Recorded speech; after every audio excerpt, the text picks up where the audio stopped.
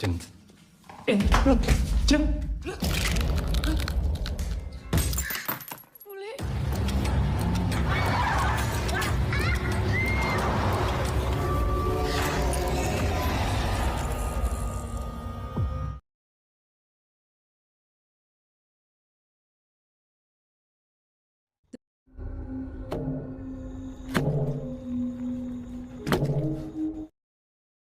Berlatar di tahun 2008, seorang wanita misterius sedang melakukan sesuatu di gudang bersama kumpulan burung gagak.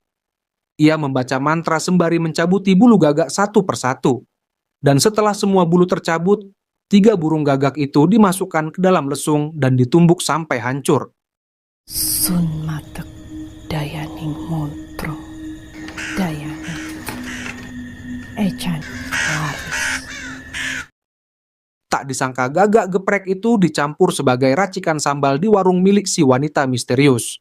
Pantas saja warung makan itu selalu penuh dengan pengunjung, di mana mereka makan dengan lahap terutama sajian sambal merah yang menggugah selera.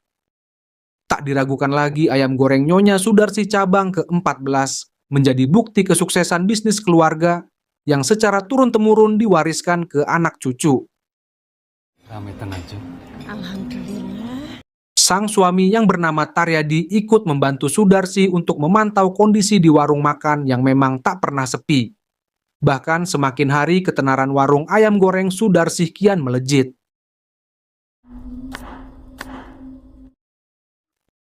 Sesampainya di rumah, Sudarsi memotong buah naga sementara Taryadi sibuk mencuci piring. Taryadi memuji sambal buatan Sudarsi, meski warnanya tak secerah saat di warung makan. Mendengar itu, Sudarsi hanya menghela nafas, karena memang sambal di warung adalah sambal gagak geprek. Entah bagaimana gagak itu bisa bertengger di atas meja. Hal ini mulai membuat Sudarsi kehilangan kendali, hingga tangannya mencengkeram pisau dengan kuat. Dia pun berjalan mendekati Taryadi, di mana wanita itu menangis karena tak bisa menghentikan tubuhnya sendiri. Gagak hitam masih terus mengawasi, seolah memerintahkan Sudarsi untuk menumbalkan suami tercinta.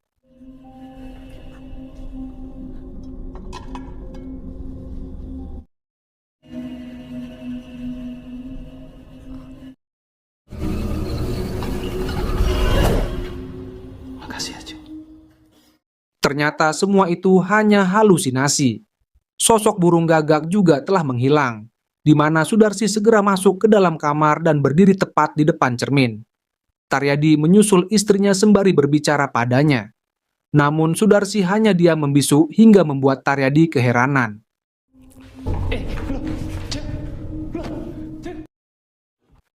Dia pun langsung memanggil kedua putrinya, yaitu Maya dan juga Wulan, untuk membantu Sudarsi yang tak sadarkan diri. Sudarsi pun mulai bertingkah aneh dan tertawa cekikikan. Meripat wes ketutup ra ono sing iso nulung.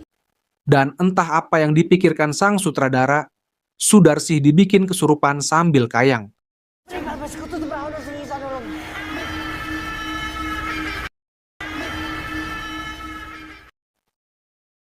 Scene lalu beralih di 2 tahun kemudian, diperlihatkan Pak Roni, seorang dokter yang merawat Yadi dengan status kejiwaan. Roni ini juga adalah saudara dari Yadi. Setelah dirawat beberapa tahun di rumah sakit itu, Yadi akhirnya diperbolehkan untuk pulang menemui keluarganya. Ayu tenang. Di rumah, Maya dan Wulan sudah berdandan cantik untuk menyambut kepulangan sang ayah.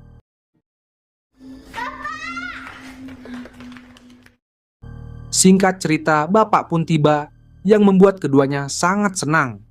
Saat Yadi dan Wulan masuk duluan, Roni mengatakan kalau saat ini kondisi emosional Yadi sudah membaik. Namun Roni berpesan agar Maya dan Wulan tidak membuat percakapan yang mengarah ke trauma masa lalunya. Roni pun bertanya keadaan Darsi, yang mana Maya menjawab kalau keadaan sang ibu masih sama, makannya sedikit dan tidak mau ngomong, bahkan sepatah kata. Saat akan mampir bentar, Roni ditelepon oleh sang istri yang menyuruhnya untuk segera pulang. Rasanya Pade harus pulang sekarang. Budemu.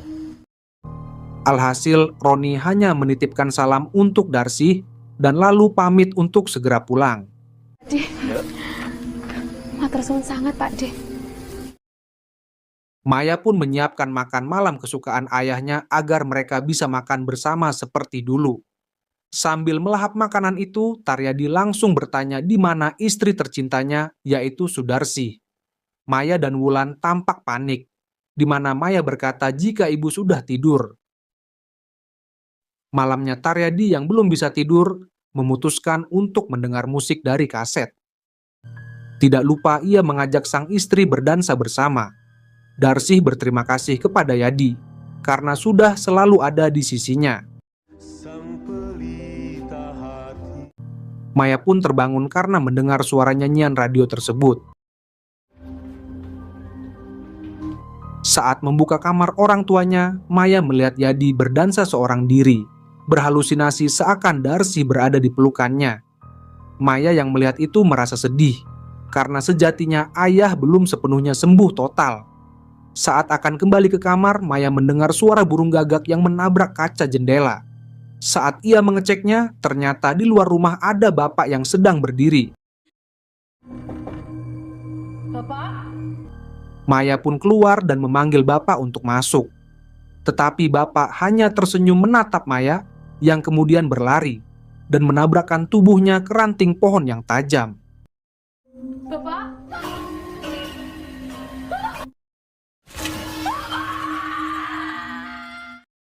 Pagi harinya pemakaman Taryadi didatangi oleh banyak warga. Hari itu Paman Roni tak bisa melayat dan baru bisa melayat esok hari. Padi sepertinya baru bisa datang besok. Bersamaan dengan itu, keluarga Maya yang lain juga datang ke rumah untuk berbelasungkawa. Mereka adalah Sucipto, Sumarni, dan Bambang. Mesake Maya nek kudu ngurus oma gedene semene. Bambang mengatakan kalau Maya mungkin kesusahan mengurus rumah sebesar ini. Ia menyuruh Sumarni untuk membujuk Maya agar mau menjual rumah ini dan uangnya bisa dibagi bersama. Sucipto juga sependapat dengan Bambang, apalagi rumah ini adalah rumah bapak mereka, bukan rumah Darsi. Namun Sumarni mengatakan kalau mereka berdua sudah mendapatkan warisan.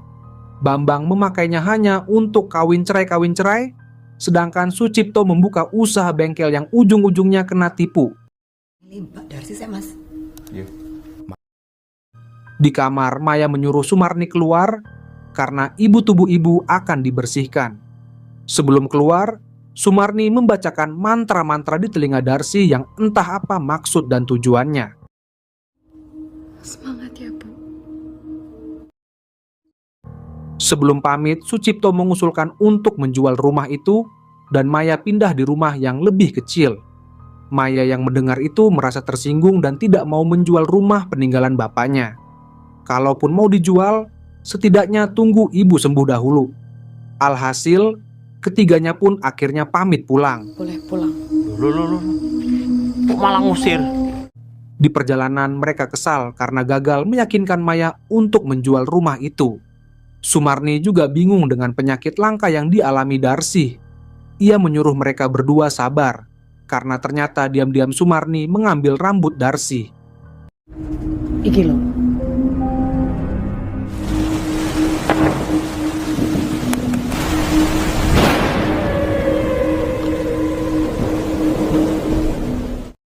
Di tengah malam saat mati lampu, seekor burung gagak hinggap di kasur Maya. Ia hendak mengusir burung itu, namun tiba-tiba sosok bapak muncul di depannya.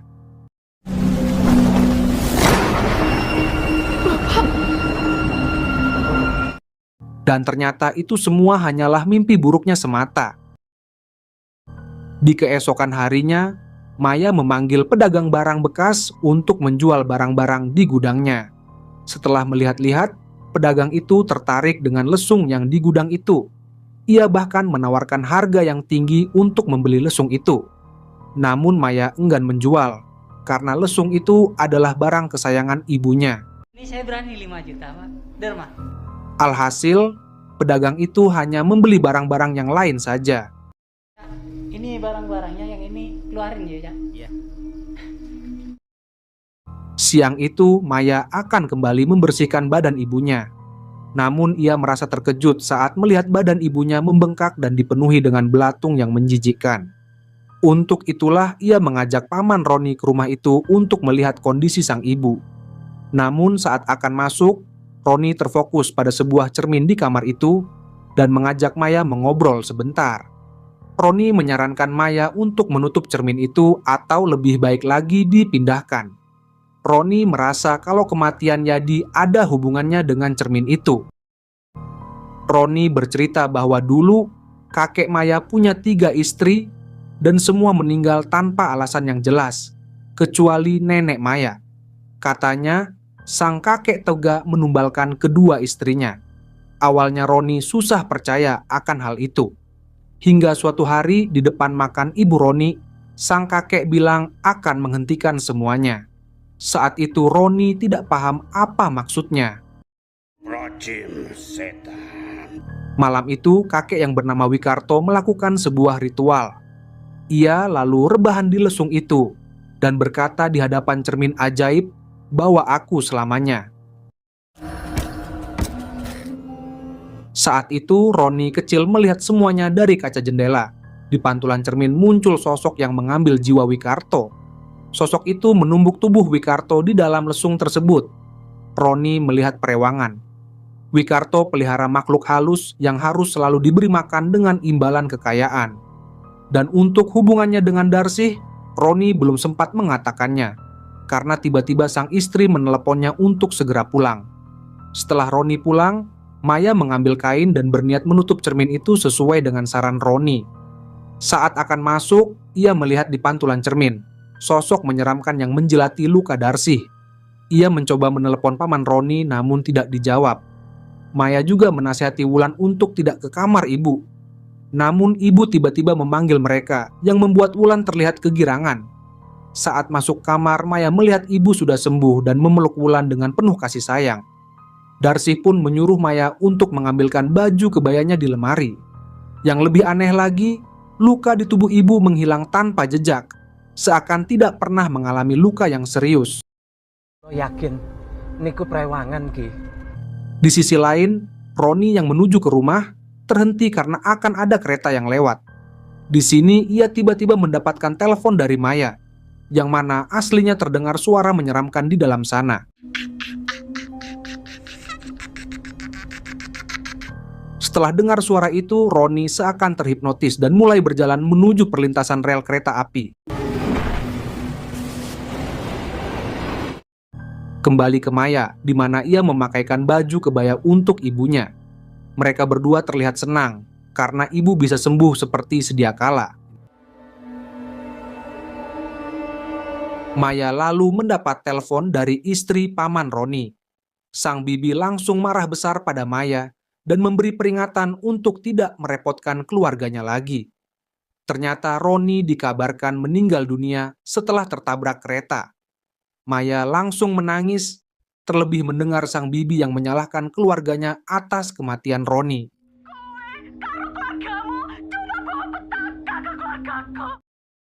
Di malam berikutnya, Sucipto dan Bambang mengendap-endap di halaman rumah Maya. Mereka berdua kemudian ke belakang kamar Darsih dan menguburkan rambut Darsih yang sebelumnya diambil. Setelah dikuburkan, mereka berdua lari terbirit-birit karena takut ketahuan.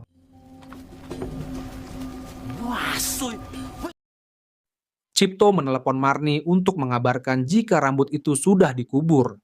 Namun setelahnya terdengar suara aneh hingga membuat rumah itu berguncang hebat. Cipto langsung mengambil parang dan melarikan diri.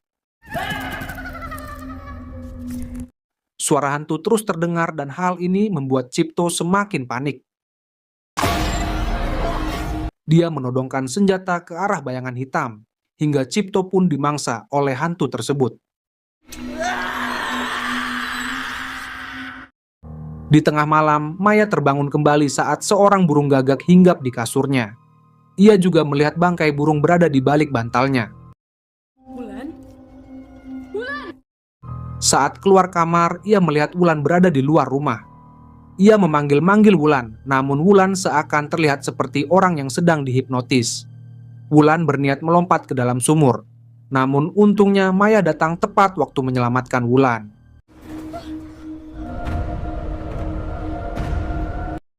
Merasa kejadian ini semua ada hubungannya dengan cermin itu, Maya kemudian mengambil cermin tersebut dan berniat menghancurkannya.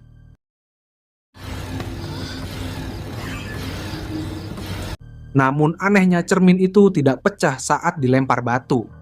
Bahkan retak pun tak terlihat saking ajaibnya. Di keesokan harinya, Maya yang masuk ke kamar ibu melihat cermin ajaib itu sudah kembali lagi. Ia berniat mengganti baju ibu, namun anehnya sekarang badan ibu berwarna hijau dan mulai berlumut.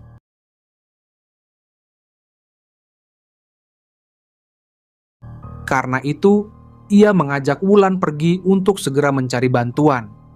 Walaupun awalnya Wulan menolak karena mengira ibu baik-baik saja, namun setelah melihat kondisi ibu, Wulan akhirnya mau diajak pergi.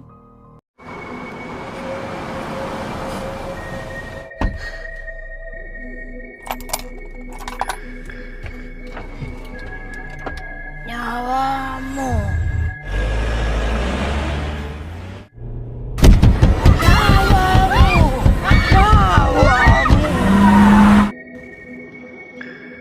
Mereka berdua pun ke rumah Sumarni. Maya memohon meminta bantuan kepada Bibi Sumarni.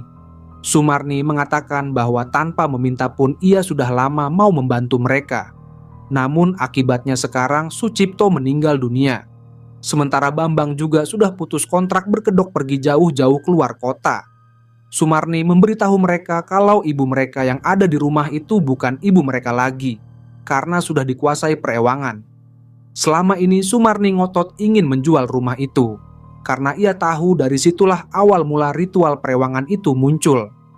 Cermin ajaib itu seharusnya sudah dibuang di Laut Selatan. Kecurigaan Sumarni semakin menjadi setelah melihat rumah makan Darsih yang berkembang dengan sangat pesat dan tidak wajar. Ia yakin Darsih meneruskan perewangan dan ia menumbalkan orang-orang belahan jiwa. Dan jika ingkar, maka nyawanya sendiri yang harus berkorban. Darsih sejatinya ingkar janji dengan tidak menumbalkan Yadi, seperti di awal film tadi yang mana ia tidak menikamnya. Akibatnya nyawa Yadi direbut secara paksa. Darsih dibuat sakit dan keluarganya dimiskinkan. Ibu seharusnya tidak melanjutkan apa yang sudah diakhiri oleh Wikarto dahulu. Yang Darsih tidak tahu, perjanjian itu tidak hanya mengikat dirinya, tapi sampai mengikat ke keturunan ketujuh. Untuk Darsih rasanya sudah terlambat, tapi untuk Maya dan Wulan masih ada harapan. Ia memberikan kendi berisi air dari Laut Selatan. Air itu sudah diisi dengan mantra ajian, di mana Marni meminta Maya untuk mengusapkan air itu ke sekujur tubuh Sudarsih. Hal itu harus dilakukan sebanyak 7 kali, dan jika hal itu tidak berhasil, maka satu-satunya cara adalah membakar tubuh Sudarsih secara hidup-hidup. Sebelum pergi, Maya berniat menitipkan Wulan ke sang bibi. Namun Sumarni menolak karena merasa Wulan akan lebih aman kepadanya. Tidak lama setelah mereka pulang, sosok hantu perewangan akhirnya membunuh Sumarni.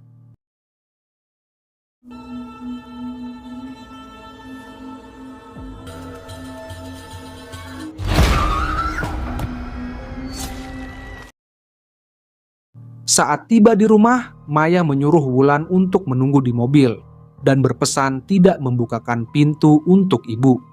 Maya pun lalu masuk di kamar ibu. Ia mulai mengucurkan air itu dari ujung kaki sampai ujung kepala. Sementara itu, seseorang mengetuk jendela mobil yang ternyata adalah Roni. Wulan terlihat senang karena posisinya di sini belum tahu kalau pamannya telah meninggoy. Setelah memandikan sang ibu, terlihat tidak terjadi apa-apa. Ia pun melihat keluar jendela dan melihat Wulan keluar dari mobil. Bersamaan dengan itu, sosok hantu perewangan di tubuh Darsih mulai menunjukkan eksistensinya.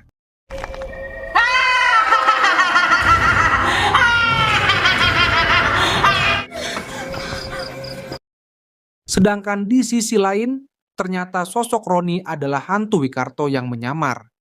Saat Maya tiba di sana, dia melihat ibunya yang telah menjadi siluman, hantu Wikarto dan juga Wulan yang sudah rebahan di atas lesung. Darsi menyuruh Maya untuk salim dengan Wikarto. Maya tidak bisa menolak karena ibu mengancam Maya akan menumbuk Wulan.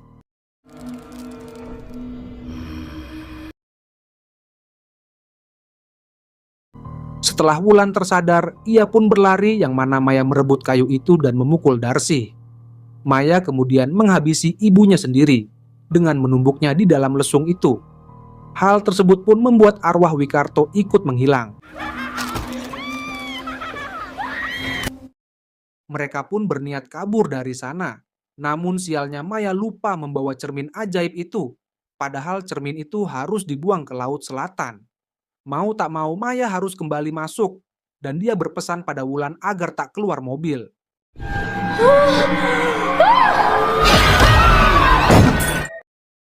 Sayangnya hantu perewangan menyerang Maya yang membuatnya pingsan. Wulan sendiri mulai khawatir karena sang kakak tak kunjung kembali. Tak lama setelah itu terlihat sosok yang mendekat dan hal ini membuat Wulan menyalakan lampu mobil.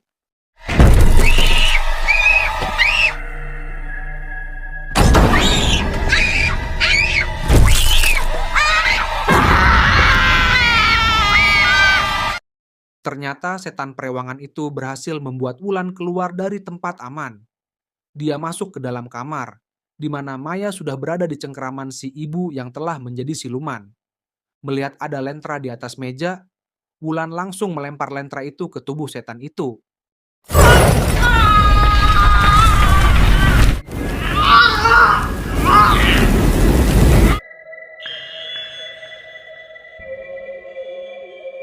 Sontak tubuh Darsi langsung terbakar, di mana Maya menangis menyadari ibunya telah tiada. Saat fajar tiba, Maya dan Wulan membawa cermin itu ke Laut Selatan dan menenggelamkan cermin tersebut. Mereka akhirnya tidur di dalam mobil. Namun ada suara aneh yang membuat Wulan terbangun.